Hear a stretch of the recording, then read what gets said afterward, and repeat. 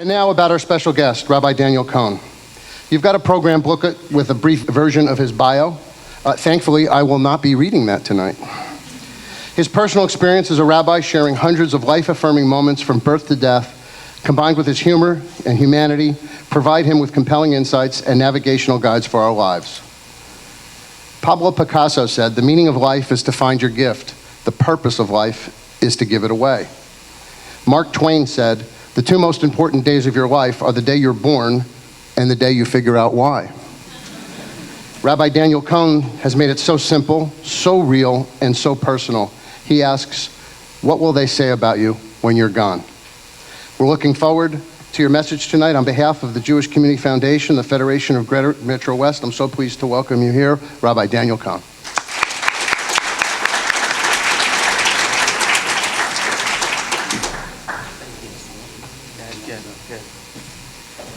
Thank you very much, Harris, for that warm introduction. First of all, thank you again for being here tonight and for all you do for the community. And I just want to give everyone again a round of applause. And it's wonderful to be back in West Orange. I had a little trip down memory lane where I saw Harris, actually. I was an assistant rabbi in West Orange in the early 90s at Avasachem B'nai Jacob and David on Pleasant Valley Way. And it was phenomenal, some of the most important years of my life. And actually, I had the privilege of visiting my mentor, Rabbi Alvin Marcus, a couple hours ago, just to spend some time with him. So I want to thank you. And I was actually in Degnan Park, trying to create some memories where I pushed my daughters many years ago. And that's where I saw Harris. I want to thank also Karen for helping organize tonight. It's been phenomenal. Thank you very much. Kim, chazak to you. And thank you very much as well. And Arlene, it's really wonderful to see you back. And the Life and Legacy program is really so wonderful. I've traveled around the country, and God should continue to bless you on all your efforts as well. And one other just special shout out. I'm from Stamford. I'm a rabbi. And some close friends of mine, Shira and Ethan Green. Shira's sister, Naomi, is here. Where are you? And Jason? Bacharach. I'm looking forward to seeing you at Solomon's bar mitzvah. I want to begin tonight first with a story. The story is about Alfred Nobel. Many of us are familiar, of course, with Alfred Nobel, who was the one who endowed the Nobel Prize, for which many generations have been the beneficiaries. But we're not so familiar with the backstory. One day, Alfred Nobel's brother, Ludwig, passed away. And on the morning of his brother's funeral, he opened up the newspaper, and rather than see the obituary about his brother, he saw the obituary about himself. He didn't like what he saw. In there it said, "We're sorry to announce the passing of the doctor of death, the purveyor of dynamite." And in that moment he asked himself, is this the way that I want to be remembered? Do I want to be remembered for harnessing wealth for my own glory, or for making the world a better place?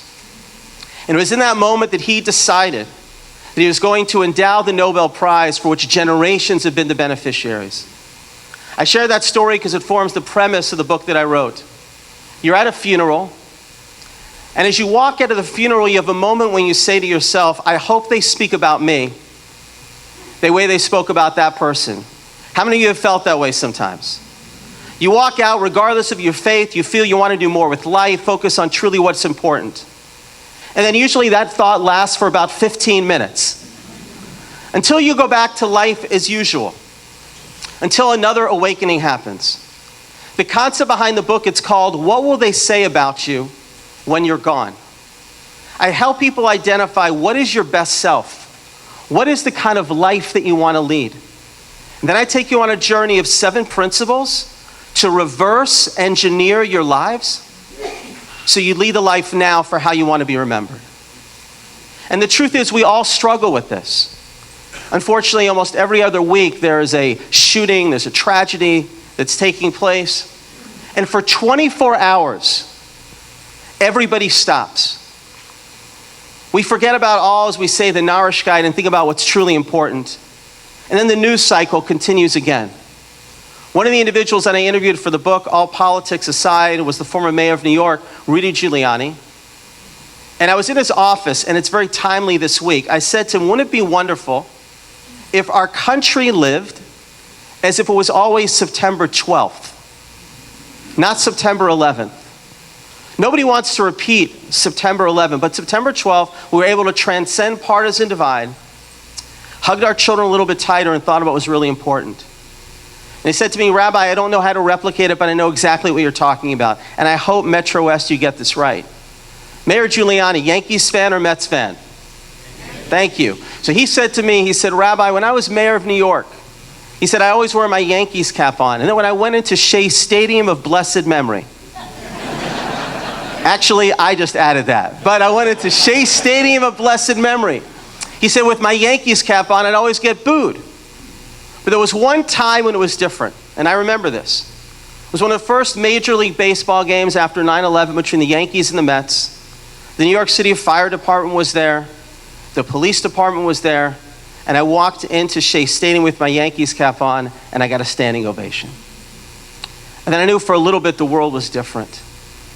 And the question is, how do we take those moments and how do we craft a life not only waiting for those moments of awakening, but really realize that sense of urgency on a daily basis? I live with this on a very intimate level, and this for me was really the genesis of the book. My mother passed away from a brain aneurysm when she was 44 years old. I am the oldest of 6 children. I was going to school at the time at Yeshiva University in New York. I was on winter break without a care in the world, and those that know the area, my grandparents lived in Country Club Drive in Aventura. And I went up to the pool, and then I came to my grandparents' apartment, and I got the worst phone call of my life. My mother had a brain aneurysm. She went into a coma, and then within 48 hours, she passed away, and my entire life was turned upside down. And in those moments, I realized that life can change in an instant. We think that everything is going to be exactly the same. And I grew up with that. My mother would always say, and she lives with me every day, when I was growing up, the oldest of 6 children, I grew up in Atlanta, people would call the house, and the way she would answer the phone, I didn't fully appreciate it. She would say, hello, Grand Central Station. And then they'd ask her, so how are you doing? And it was crazy in the house. And my mother would always say, Baruch Hashem, fantastic. Thank God things are good. And I grew up with that. When my mother passed away, I began to think about it more deeply. And then I always realized my mother was young. But then when I turned the same age as my mother, when I got to 44 years old, I began to think more deeply, am I truly realizing all the potential and the life that I have to create a life of legacy? And I see this as a rabbi all too often. Sometimes I won't hear from people, and then they'll call me and say, Rabbi, I'm going in for surgery, pray for me.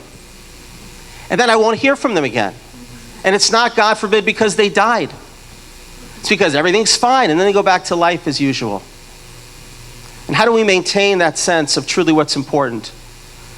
I live with that all the time. A number of years ago, I had something which was a little bit painful. I had a kidney stone. How many of you have had a kidney stone? Now I'm going to do a little test here and see if you pass it. Pun intended. Wait, here's the test. That was good. I am not only the oldest of 6 children, but my wife and I, thank God, have 6 daughters. Wait a minute, I don't know if you passed the test. Sometimes I'll get the same reaction for a kidney stone as for when I say I have 6 daughters. That was not cool. There's the water. So, I had a kidney stone, and it was quite painful. But then, after the kidney stone passed, I said a blessing with tremendous joy and concentration. What blessing is this? The blessing is Asher Yatzar. I say, thank God what is open, and what is closed, and everything is working properly. Now, you don't have to be Jewish to say that, but when that passed, I really felt that. And then I said to myself, you know what? Rabbi Abraham Joshua Heschel says we should be leading life with radical amazement. Everything is wondrous. Everything is beautiful. And how do we maintain that sense of inspiration on a consistent basis? So I'm going to share with you tonight a little bit of a journey which I crafted in the book to help us think about for a moment, what is that kind of life we want to lead? What is that life which we all aspire to? And then share with you tonight 2 strategies in the book to help lead that best life now. The book itself is actually not just a book to read, but it's also a bit of a workbook. And one of the things that I do at the very beginning is I ask people some questions. And I'm going to ask you these questions now. These questions certainly deserve hours of thought, but I want you to think about these questions, and then I'm going to read a poem to you just to reflect on them.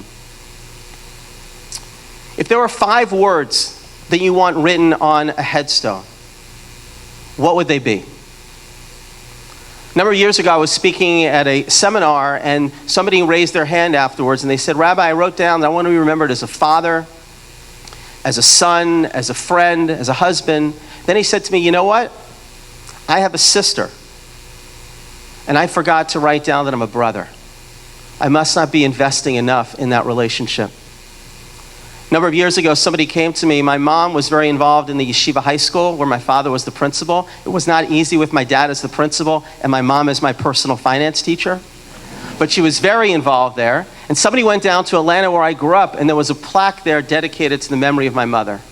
This person didn't know my mother, and she went to somebody in the school and said, can you tell me something about Sandra Cohen, which is my mom's name? And the person said this about my mom. She was a stranger to no one. I thought those are beautiful words to characterize what is the life that we want to lead. Another question is, if you have 24 hours to live, what would you do and why?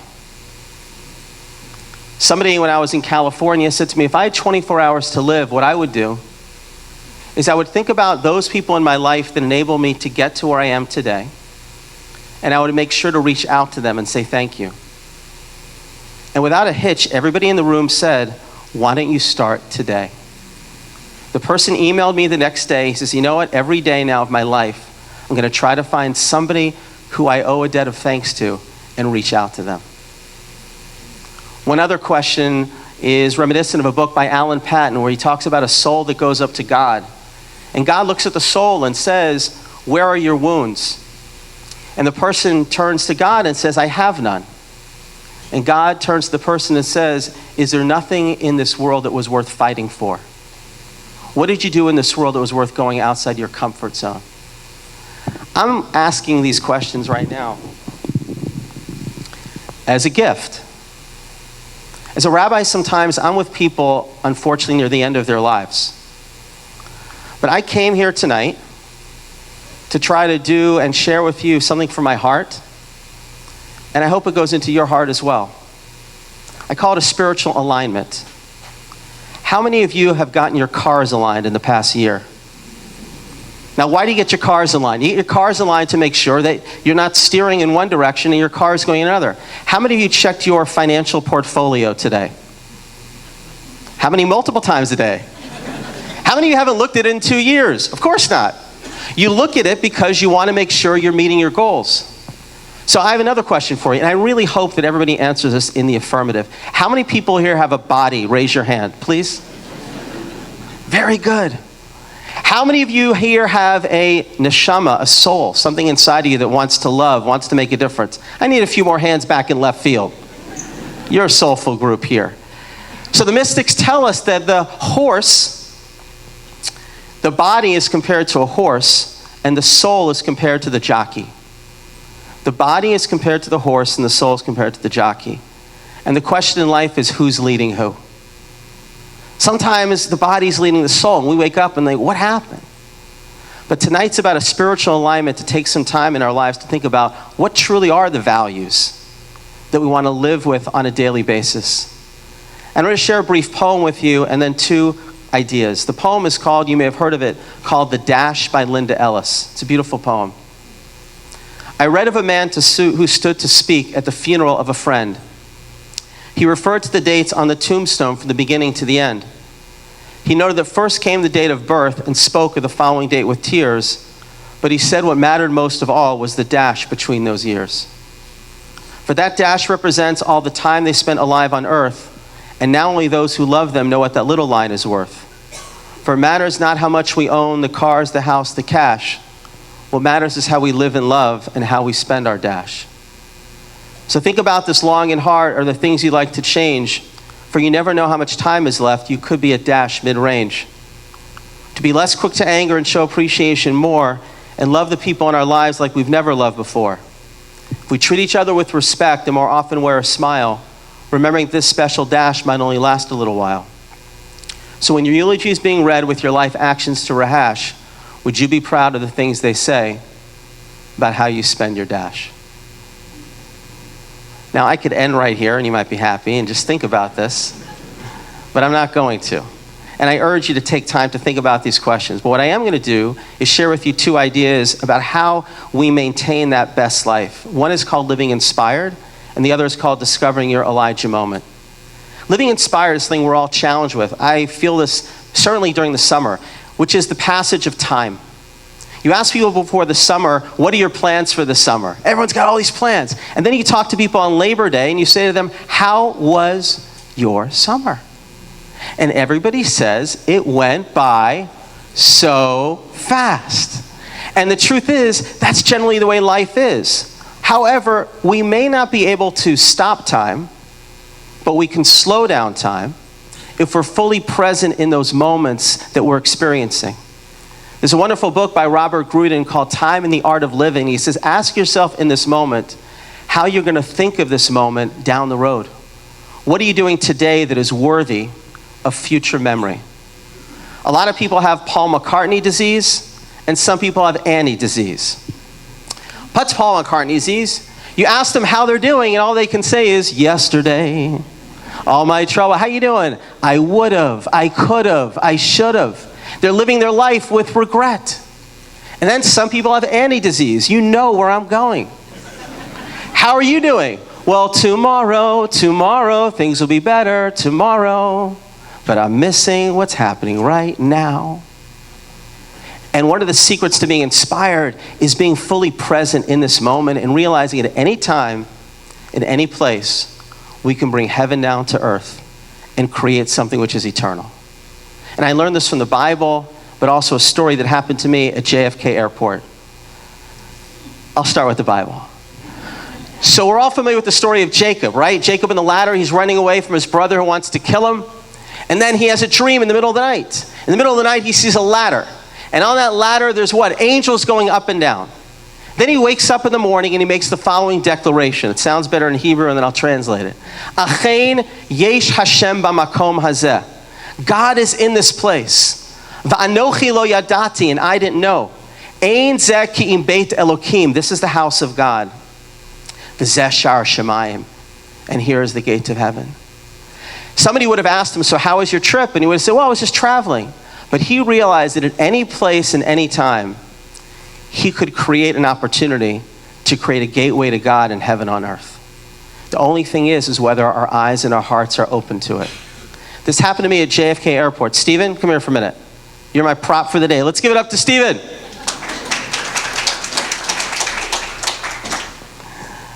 So I was at JFK Airport sending away my second daughter to Israel, Michal. And thank you. And I was wondering, I was struggling. What do I say to her? I'm not going to see her for 10 months. What do you tell your child when you're not going to see him for a long time? I love you. Hope to see you. As somebody said to me, if you don't want to speak to them, just give them your credit card. So then out of the corner of my eye, and this is actually real here. Come here. And I'm so grateful I was not looking at my phone at the time. I saw a father putting his hands on his daughter. And he made the following blessing. Yivarechacha Adonai v'yishmerecha. May God bless you and guard you. Ye'er Adonai panav elecha v'chunecha. May God shine his face upon you. Yisa Adonai panav elecha v'yasim lecha shalom. May God turn to you and grant you peace. And let us all say, Amen. Give me a hug, my friend. Do you feel blessed? I do. Good. I do. Hey, I do. He's healed. Oh my gosh. Okay. Yes. But he looks blessed. So in that moment, I realized, thank you. I realized that is what I needed to share with my daughter. Whenever I go to JFK, I know exactly where that was, and I was present. I gave my daughter this blessing, and it felt like the right blessing to give her.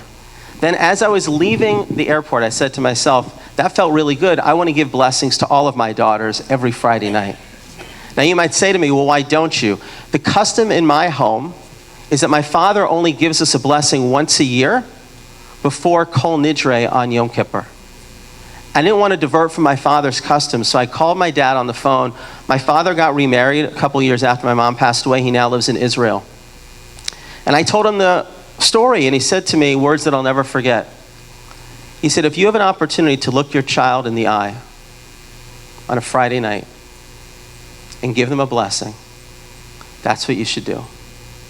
Then he said to me, if I had to do it all over again, that's what I would have done as well.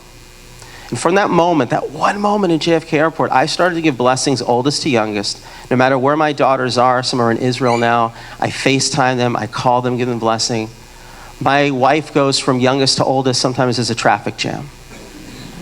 And then a few days after I shared the story, and this is how one moment can inspire for such a long time.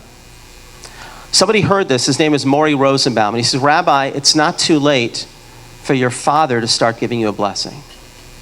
So I called my dad on the phone. I said, I'm in my 40s, you're in your 70s. Would you mind starting to give me a blessing? My father said, no, he would love to. And since that moment in time, I call my dad in Israel, and he calls me Donnie. He says, Donnie, I'm giving you a virtual hug. He gives me the blessing over the phone, and then hours later, I turn to my daughters and give them that blessing as well. All from one moment in time, which became eternal because I was fully present. My oldest daughter taught me another strategy about living inspired, which I actually only learned on national radio. Those that listen to Dennis Prager, how many Dennis Prager listeners here? Some? That's okay. So I call my house on a Friday, and my daughter, Sarah Malka, who's named after my mom, answered the phone, and she said, I can't talk to you right now. I'm on hold on the Dennis Prager show. And I said, what do you mean? So, well, it's the happiness hour, and he's actually asking, what do you do to be happy? So I hung up the phone, and I listened on the radio, and then all of a sudden, it's Dennis on the phone. We have Sarah on the phone from Stamford, Connecticut. He said, what do you do to maintain your sense of happiness? And she said, well, every day I write down something that I'm grateful for. And then she said, I try not to repeat myself. It's one thing on Tuesday night to say, thank God I'm alive. Wednesday night, thank God I'm alive. Thursday. She tries to find something new, and then he asked her, how many are you up to? And she said, now I'm up to close to 800 of them. And every night before I go to sleep, I read 50. How can I not be grateful? That's one of the secrets to living inspired. The last idea in living inspired relates actually to a fan of my father's. My father wrote a book called Kosher Movies, which has nothing to do with sex or violence, but life lessons in film. He grew up in Mount Vernon, and there's a famous Hollywood actor who also grew up in Mount Vernon who lives his life trying to be inspired. Anyone know who it is? Denzel Washington.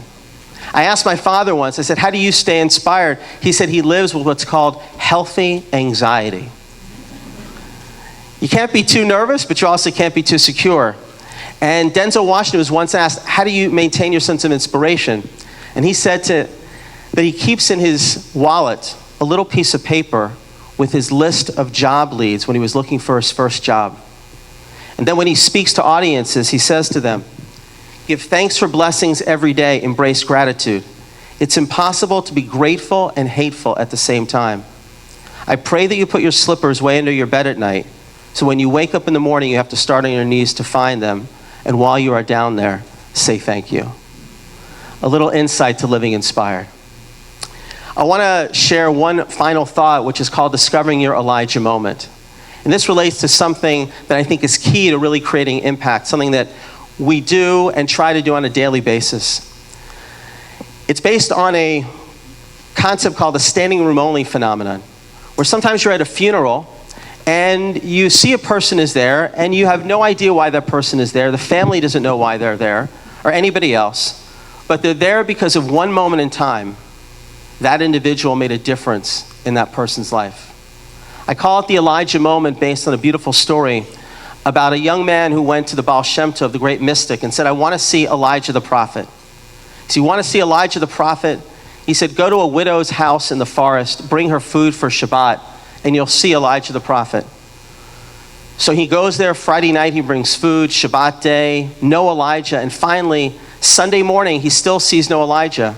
He comes back to the rabbi, and the rabbi says, go back again, and I promise you this week, you'll see Elijah the prophet. So he goes Friday afternoon into the forest. He's within earshot of the widow's home. And he hears a young child crying out to the mother, saying, Mommy, where are we going to get food from for this Sabbath? And the mother turns to the child and says, just like Elijah came last week, Elijah's going to come again. And it was in that moment that he realized that he was the Elijah that this woman was waiting for. Discovering your Elijah moment means we may not be able to change the world, but if we can change the world of one person, we can make such an eternal difference in somebody's life. A woman said to me, I want to tell you about one of the most inspiring moments. I was up in West Hartford at Bishop's Corner, and I was getting out of my car, and I saw an elderly man with orthopedic shoes getting out of his car, and I saw his shoes were untied. And I bent down, and I asked him if I could help tie his shoes. And she said, in that moment, I felt almost closer to God than almost ever before in my life. And I said to her, because it was in that moment that you were there for that individual. You quoted Mark Twain. Mark Twain said the two most important days of your life are the day when you're born and the day when we understand why. And those opportunities are infinite. That's why I keep open office hours at Starbucks. I'm serious. I see more my congregants at Starbucks during the week than I do at synagogue. And the reason why I do that is because those are opportunities to really lift somebody's day. You pay it forward. People walk in at 6 a.m. in the morning and they're a little bit catatonic. And then all of a sudden, you pay for somebody's coffee, and I say to them, what do you want me to do? And they give it to the next person and the next person. And when you put out your light, God handles the rest. See, that's what legacy is about. Legacy is about realizing that it's the values that we live to make sure that we create a world in which when we go in a room, we make sure that other people are lifted up because of our presence there. It was 9/11. I was listening to CBS 880 radio, and I heard a New York City police officer. He was on the radio. He said, I want to thank somebody who gave me a $20 bill today just for thanking me for doing what I do. And I heard that, and I went back in, and I said, I want to pay for the person's coffee. And the person came over to me and said, why did you do that? He said, and I said to him, it's 9/11. And he said, well, that means a lot to me. And this is in Stamford. I am a retired New York City police officer, and I was at ground zero. I have a radio show with the Reverend, and we started something called the Elijah Moment campaign. That in a world filled with acts of violence, let's flood the world with acts of kindness. A woman wrote into me that up on the Merritt Parkway in Stamford, she carries money with her because there's an elderly man who sells newspapers, rain, snow, and she said if she sees him, she pays for all his newspapers so he can go home. I do Elijah moments in elevators. What's this deal in elevators for 10 seconds? Everybody has to stand there, so important. I say, good morning, everybody. And then all of a sudden, it begins to melt. A woman wrote into us, and she said, I am a NODA. A NODA is a No One Dies Alone volunteer at Stamford Hospital. We stay with patients who are with us at the end of their lives who don't have loved ones available to be with them. We become their loved ones as they leave this world. In September, I sat with a cognitively disabled man several times. At my first visit, he was awake, and I fed him vanilla ice cream. By my last visit, he was heavily sedated and nearing the end of his life. I held his hand and somehow felt even more connected to this patient than to others I had sat with. A few weeks ago, I shared my experience with my family and found out that this gentleman's father was the doctor who delivered me in Stamford Hospital in 1956. His father was there to help my arrival into this world, and I was there to help his son's departure 58 years later. That was my Elijah moment. Now I'm about to conclude, but I'm going to try to help all of us create something right now. I want you to spend 30 seconds right now thinking of somebody in your life who could use a little bit of an Elijah moment. Somebody who could use a little bit of a, I'm thinking about you. You know, things are going to be good. I just want you to know that I really appreciate our friendship. And then I'm now giving you permission. I want everyone to take out their phones right now. Okay, take out your phone right now. I'm giving you permission to take out your phone. And I want everybody here right now, if you have a phone, to send a quick text to somebody you care about and tell them something. Tell them, you know, I'm thinking about you. I love you. I really appreciate what you do, your friendship. You put out one light. If you want, you can hashtag it Elijah Moment. But I'm going to give you a minute to do that because this moment right now will never happen again. This is literally a moment in time we can share a little bit of our light with somebody. Then I'm going to conclude with one or two more stories and bring it all home. So I'm going to be quiet for 30 seconds.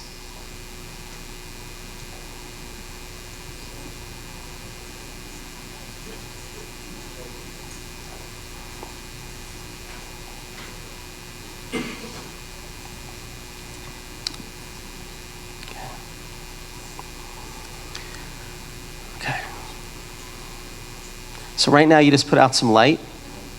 And if you're able to, I'd love to hear from you, like what happens when you put out this light too. Because once you let it out there, this is really the way to lead a life. And I want to conclude with a story and one final parable. To me, this really epitomizes what tonight's lecture is all about and the difference that each one of us can make, not only in our own lives, but in the lives of those around us. We had an Elijah moment at our synagogue about 10 months ago. It was around Sukkot. Unfortunately, we're living in a world where there are police officers in front of synagogues now. And whenever they go to synagogue, I always get the name of the officer that's there. And then I'll quiz the congregation. I'll say, do you know the name? Because he's a real human being. So it was the beginning of the holiday of Sukkot. And I asked the fellow, what's your name? He said his name was Brett Gardner, and he is not an outfielder for the Yankees. That's what he said. He is a Stamford City police officer. I said, thanks for being here on a Jewish holiday. And then he said to me voluntarily, he had no idea I was the rabbi. He said, I'm Jewish, and I didn't know this was a holiday. Then I explained to him what it was, and then he volunteers to me. He says, and I didn't even have a bar mitzvah. I said, by the way, today's your lucky day. You just met the rabbi of the synagogue. I said, I'm going to remember your name, and after the holiday, I'm going to help teach you, because he said he doesn't know how to read Hebrew. Then he said to me, his mother will never believe it. I said, after the holiday, I'm going to come to you, and I'll help you have a bar mitzvah. And then he rolls up his sleeve. He says, Rabbi, he says, I have tattoos. There's no way I can have a bar mitzvah. I said, it's not what's on you, but what's inside of you.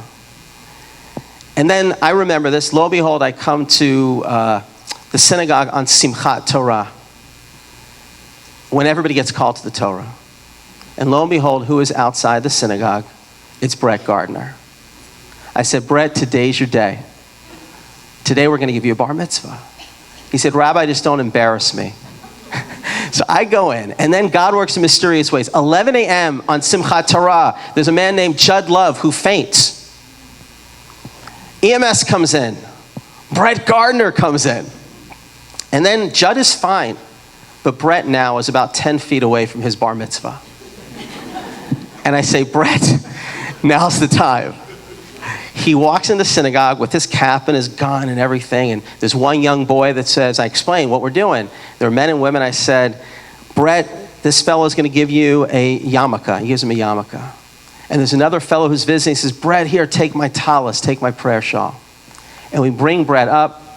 Brett reads the transliteration. I explain to him what it's all about. We're dancing at his bar mitzvah, and then I bring him in the middle and have a circle with him. And here's where the whole thing comes together. Jewish mystics teach us that at the very end of our lives, God is going to show us two films. One film is entitled How We Led Our Lives, and the other film is entitled How We Could Have Led Our Lives. And the difference between the two determines the kind of life that we've led. And I can only imagine God's going to show us a film on Simchat Torah in Stamford, Connecticut with two screens. One screen is Brett Gardner standing all alone at 11:30 in the morning on Simchat Torah. And the other is 11:30 in the morning, Brett Gardner dancing at his bar mitzvah. You know what the difference is between those two? A simple Elijah moment reaching out to somebody and making an eternal difference in their life.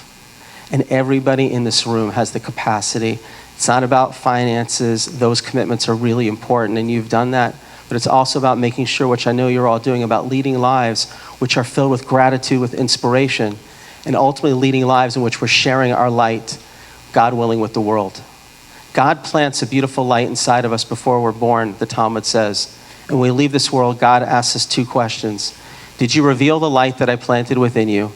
And did you share that light with the world? I bless you. I bless all of us that every day we can answer, Amen. I did the best that I could with the life that God made me and gave me to stay inspired and grateful every day, to do the most that I can with those days. And Amen, I did the best that I could to share the divine light that God planted within us. May God bless us to lead our best lives now, and God willing, our families will be enriched, our community will be enriched, and God willing, will merit so much joy and so much blessing in the years ahead. Thank you very much.